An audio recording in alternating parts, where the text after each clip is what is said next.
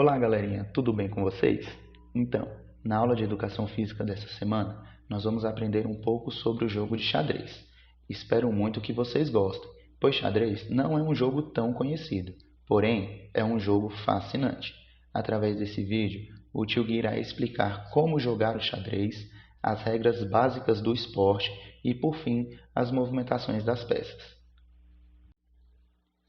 Bom, o xadrez é um jogo de tabuleiro, disputado entre dois jogadores, cujo objetivo é capturar o rei do seu adversário. Nesse momento, devemos falar a palavra xeque-mate. O desafio do jogo está nas estratégias e táticas que são criadas pelos jogadores para conseguir vencer os seus oponentes. Eles precisam refletir bem sobre a situação para avaliar qual é o melhor movimento a ser feito em cada jogada.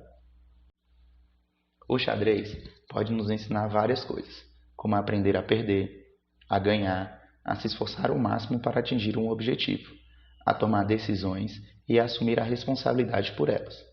A prática do xadrez contribui para melhorar a memória, a concentração, a imaginação, o raciocínio lógico, o autocontrole e a criatividade.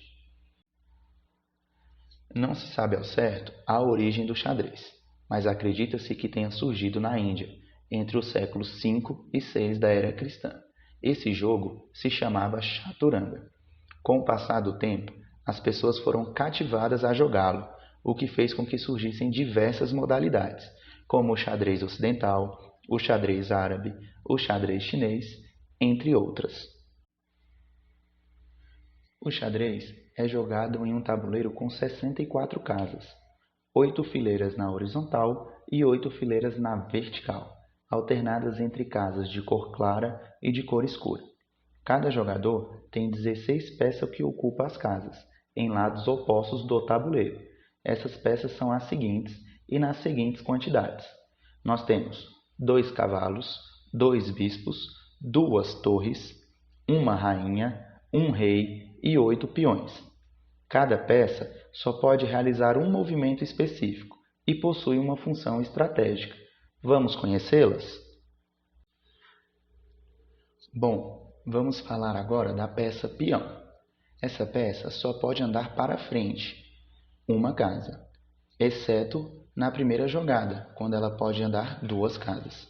Para atacar, capturar a peça do seu oponente, o movimento deve ser realizado na diagonal. As torres, ela anda tanto na vertical quanto na horizontal, quantas casas ela quiser, menos pular. O cavalo, nós também temos 2, anda em forma de L, ele pode pular outras peças. Seu movimento soma 3 casas para um lado e forma o L. Bispo, anda na diagonal quantas casas quiser. O rei, ele pode fazer os mesmos movimentos das demais peças, exceto o movimento do cavalo. Só anda uma casa por vez. A nossa rainha, que também é uma peça, faz os mesmos movimentos do rei, mas pode andar quantas casas ela quiser. Bom, agora vamos falar um pouco sobre as regras do jogo.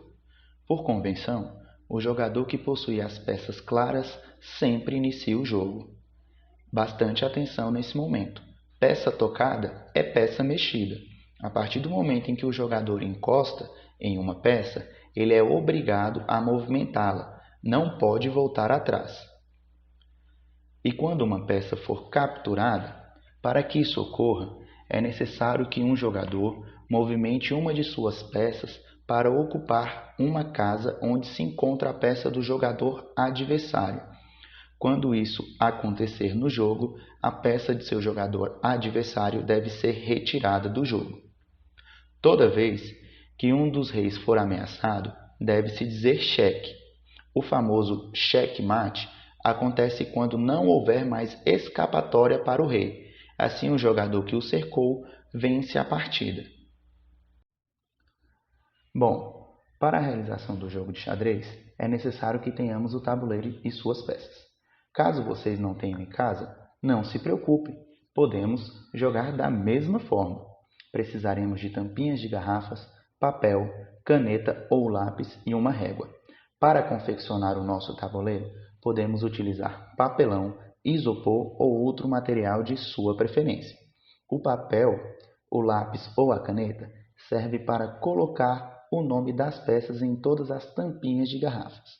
Após feito isso, iremos montar o nosso tabuleiro. Utilizaremos a régua, o material de sua preferência, a caneta ou lápis. Lembrando que o tabuleiro tem 8 casas na vertical e 8 casas na horizontal.